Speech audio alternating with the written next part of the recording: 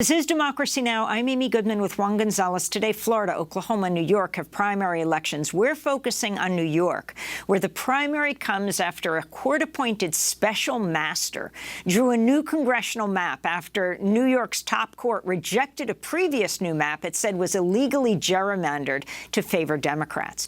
One closely watched race is in the redrawn Congressional District 10 in New York City, which still leans heavily Democrat. The race crowded with several progressives running, including Congressmember Mondaire Jones, who's endorsed by House Speaker Nancy Pelosi, New York Assemblymember Yuh-Line Niou, and New York City Councilwoman Carlina Rivera. Also running is Dan Goldman, who served as a federal prosecutor in former President Trump's first impeachment trial. He opposes court reform, student debt cancellation, and Medicare for all, and has a spotty record on support for abortion rights. His largely self-funded race, $4 million of his own fortune, as heir to the Levi Strauss fortune. Well, the New York Times drew scrutiny when it endorsed Dan Goldman without noting it was making an exception to its usual disdain for self-funded candidates, or that the publisher of the Times, A.G. Sulzberger, lives in New York 10, has family ties to the Goldmans, and did not recuse himself from the endorsement process.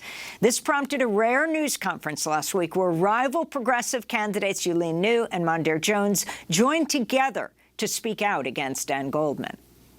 Conservative Democrat Dan Goldman cannot be allowed to purchase this congressional seat. Certainly not in one of the most progressive congressional districts in the country. We can't let a candidate so out of step with this district's values buy themselves a congressional seat. This all comes as the former longtime Congressmember for District 10, Jerry Nadler, is now running against longtime incumbent Carolyn Maloney in Congressional District 12. These are two leaders of the Democratic Party in Congress. For more, we're joined by Alex Sammon, staff writer for the American Prospect, closely following all of this.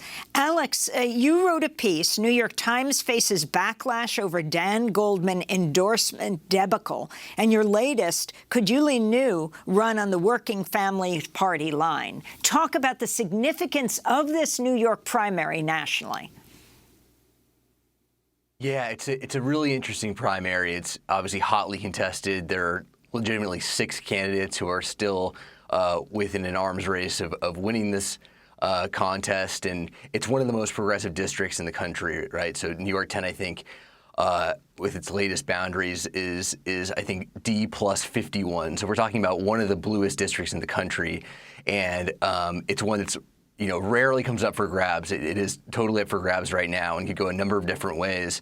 But it looks like it may go to the most conservative candidate in the field, which is Dan Goldman, which is something that obviously has raised a lot of eyebrows and is getting a lot of national attention. And I wanted to ask you, in terms of the race between Jerry Nadler and Carolyn Maloney, they both claim to be progressives, but what's your sense of their records, and especially what will happen in a race where, in the middle of August, very few people are likely to vote?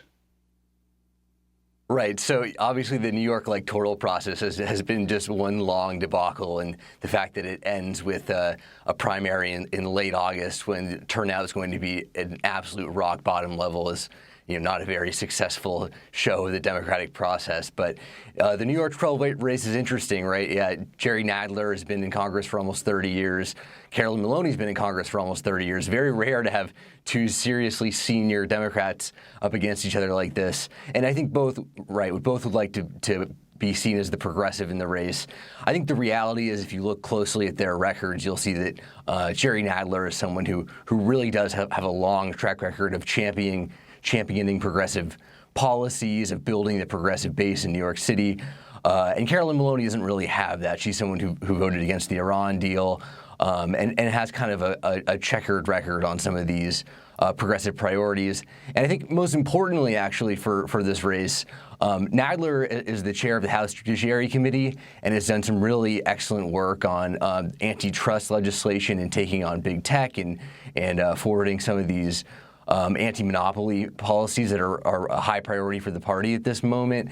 And Carolyn Maloney is the head of the House Oversight Committee, which has been a really notoriously weak committee in Congress, and it's the one that was tasked with obtaining President Trump's tax returns, and there's a reason we still don't have those, or at least Congress hasn't gotten a hold of them, and that's because that committee is not very effective. And so I think if you're comparing the two of them, you would say that Nadler has the record to kind of back up his claim, which is that he's the New York progressive with the history and the track record, and should continue to be the person that New York sends to Congress from this district. There's also another race in the 17th Congressional District that pits a centrist Democrat, Sean Patrick Maloney, against a much more progressive state senator, Alessandra Biaggi. Could you talk about that race and how it's shaping up?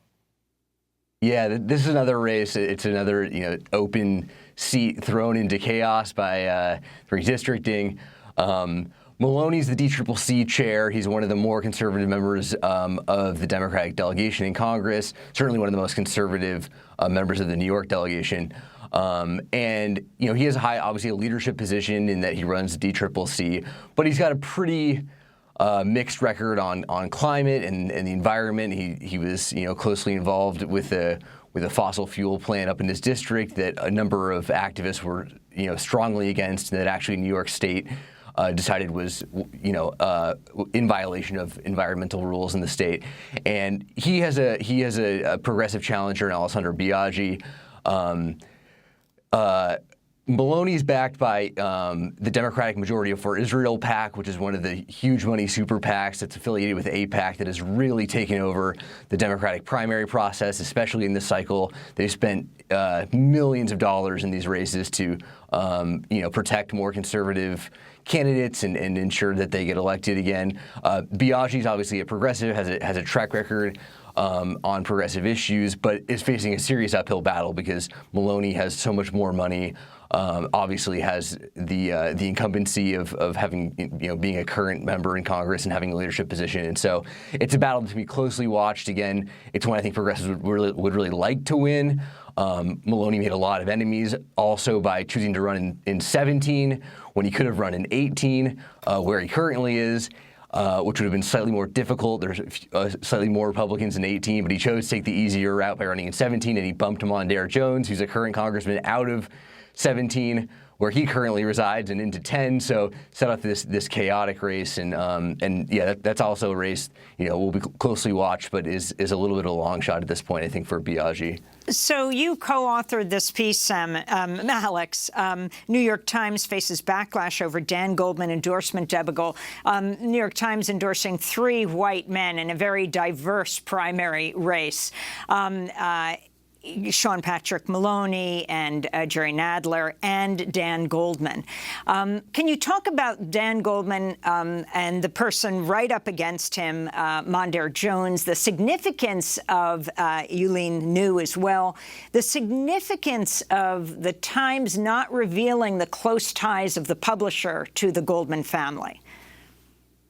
Yeah, absolutely. There are a lot of irregularities actually in this endorsement, and in the header, if you read the endorsement, it says that these 3 races could decide whether Democrats or Republicans hold the House starting next year, and that's just not true. All 3 races are safe Democratic races, and there's really no way the Republicans are going to win any of those 3 seats. So it kind of steps off on this kind of this just inaccurate description of the political climate in New York and these elections, and the race in particular in 10 is fascinating because, right, the endorsement, if you read it, speaks glowingly of Mondaire Jones. If you read it without knowing who they were going to endorse, you would assume, at the very least, that Jones would be receiving a co-endorsement. But it ends up, endorsing Goldman, and of the 6 candidates that I mentioned, Goldman's the only one who isn't and hasn't held elected office. He's the white man in the race. This is a majority-minority district. It's New York City's most diverse, and they don't even mention 2 of the 4. Really of the front runners, even of that 6, Yuh-Line Niou and Carlina Rivera don't even get mentioned in the text of the endorsement. So those things are very peculiar. And then to add on top of that, the fact that the publisher didn't disclose his close ties to the Sulzberger family and the Goldman family have ties going back decades. That's not disclosed. He didn't recuse himself from the endorsement process, and the fact that the Times editorial board ultimately, in the statement that we were given, said that the editorial board answers to the publisher. We have to leave it and there. Alex Sammon, I want to thank you so much for being with us.